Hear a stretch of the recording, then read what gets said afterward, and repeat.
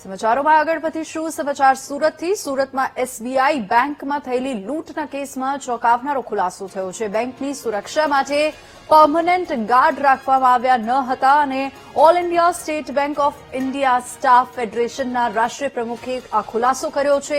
SBI બેંકમાં લૂંટની ઘટનામાં સૌથી મોટી સુરક્ષાની ખામી જોવા મળી અને લૂંટારુઓને રૂપિયા કેટલા વાગે બેંકમાં આવે છે તે અંગે પણ તમામ માહિતી તેમની પાસે હતી અને એલાર્મને વગાડવા માટે 5 થી 10 સેકન્ડ દબાવી રાખવું પડે છે.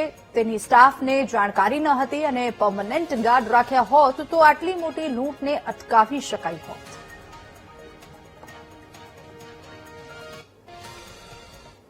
સુરતના વરાછા વિસ્તારમાં આવેલ લંબી હનુમાન રોડ પર એસબીઆઈ બેંકમાં જે રીતની લૂંટ થઈ અને ત્યારબાદ આ લૂંટને લઈ ઘણા એવા ક્ષતિઓ પણ જોવા મળી રહી હતી, ત્યારે ઓલ ઇન્ડિયા એસબીઆઈ બેંકના જે ફેડરેશન સ્ટાફના પ્રમુખ છે તે દિલ્હીથી સીધા સુરત આવ્યા અને આખી ઘટનાનું રિકન્સ્ટ્રક્શન કર્યું, તેમને નિરીક્ષણ કર્યું અને કેટલાક એવા મુદ્દાઓ હતા કે જે એના સોલ્યુશન આવવું જોઈએ તે માટે આજે સીધી જ વાતો કરી રહ્યા હતા. ત્યારે આપણી સાથે પંકજ કૌશિકજી જોડાયા છે, તેઓની સાથે વાત કરીશું. पंकज आप यहाँ आए, क्या क्या देखा एसबीआई बैंक में, किस तरीके की त्रुटि देखने को मिली, क्या सब जानने को मिला? हमें जो वहाँ सबसे बड़ी त्रुटि मिली वो ये है कि वहाँ पर परमानेंट गार्ड नहीं है. जो कैश लाते हैं वो प्राइवेट कंपनी लाती है, जिसका हमारा कोई उनसे एग्रीमेंट नहीं है.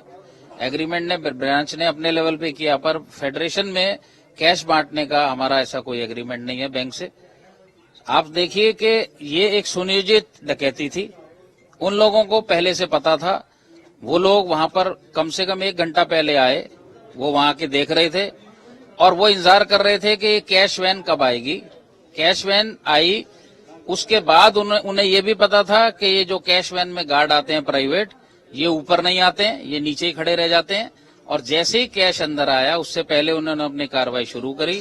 उन्होंने जो बैंक के अंदर 10,15,000 जो उसमें थे, उनके पास उस समय रखे थे वो थे और उन्हें पहले से जानकारी थी. सबसे बात यह सुनियोजित मैं इसलिए कह रहा हूं कि उस ब्रांच में रोज कैश नहीं आता और कैश का कोई टाइम नहीं होता, पर उन्हें उस दिन पता था कि आज यहां पर कैश आना है. तो उन्होंने इंतजार किया, रेकी करी और उन्हें पता था किस कंपनी से कैश आता है, सारी चीजें पता थी. और उन्होंने आने के बाद हमारे स्टाफ को भी बांध दिया, टेप से नीचे बिठाया, बंदूकें उनके सिर पे लगाई और कस्टमरों को भी बांध दिया. उनके भी हाथ पट्टियों से बांध दी, टेप से बांध दिया, उनको बंधक बना के बिठा दिया और फिर सारी लूट करके चले गए. ये तो हमारे स्टाफ ने बहुत अकलमंदी से और बहुत उससे, जब उन्होंने कहा कि भाई कैश का चाबी दे दो, सेफ की चाबी दे दो, तो उन्होंने बहाना बनाया और हमारा और कोई भी सामान उन्होंने, सारी जो हमारा बैंक में धन था उसे बचाया. पर ये जो बैंक की सबसे बड़ी कमी है जिसको हम बार बार रो रहे हैं कि असुरक्षित स्टाफ, असुरक्षित कस्टमर नहीं होना चाहिए. बैंक को, हम प्रीमियर बैंक है, हम हिंदुस्तान के सबसे बड़े बैंक है, सबसे बड़े प्रॉफिट मेकिंग बैंक है. क्या गार्ड और मैसेंजर की भर्ती रोक के ही बैंक अपना प्रॉफिट बढ़ाना चाहता है?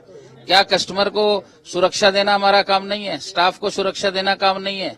क्या अपने कैश की इंश्योरेंस करा लेना ही बैंक का सब बड़ा काम है? तो ये चीजें हम वहां देख के आए. टोटल अनियमितताएं थी. सर, ये जो अलार्म बटन था वो क्या, कितनी टाइम दबाना चाहिए, क्या था, उनकी जानकारी नहीं थी या फिर जिस तरीके से उसको ऑपरेट करना चाहिए था वो नहीं हो पाया था, क्या था पूरा? ये बात उनको जानकारी नहीं दी गई. उनको सिर्फ पता था कि यहाँ अलार्म बटन है, इसलिए उन्होंने दबाने की कोशिश की. अगर उन्हें पता होता तो भी वो इतनी देर दबाने न देते और कोई ना कोई वहां होनी हो जाती, तो वो पॉसिबल नहीं था. पर अगर गार्ड वहां पर होता तो शायद वो इतनी हिम्मत ना करते. उन्हें सब पता था ये प्राइवेट कंपनी है, ये किस समय आएगी. वो 1 घंटे, अगर मुझे कोई गलत काम करना है तो मैं तुरंत करूंगा. उन्होंने 1 घंटे तक इंतजार किया उस गाड़ी का आने का. उन्हें पता था सीएमएस आएगी, उनको सब पता था और उन्हें पता था गार्ड भी ऊपर नहीं आएंगे. सर, और ये जो अलार्म बटन था वो कितने टाइम तक दबाना पड़ता है और इसके वजह से शायद वो अलार्म नहीं बज पाया था, क्या करें? उसको कंटिन्यूअस 5 सेकंड तक दबाना पड़ता है. इसका मौका उनको नहीं मिला. બિલકુલ, એટલે ખૂબ જ મહત્વની જે અત્યારે જોવા મળ્યું છે તેમાં સૌથી વધારે જે છે ત્યાં લૂંટની ઘટના બની. આ લૂંટની ઘટનામાં આ સ્ટાફને પણ અલાર્મ બટન બતાવવાનો સમય ન મળ્યો અને ગાર્ડ જે છે તે ગાર્ડ પણ સુરક્ષિત રીતે પરમેનન્ટ ન હતા, જેને લઈને સુરક્ષામાં ક્યાંક ચૂક હોવાનું પણ સામે આવી રહ્યું છે. કેમેરામેન દેવેશ સોલંકી સાથે ધ્રુવ સોમપુરા, વીટીવી ન્યૂઝ.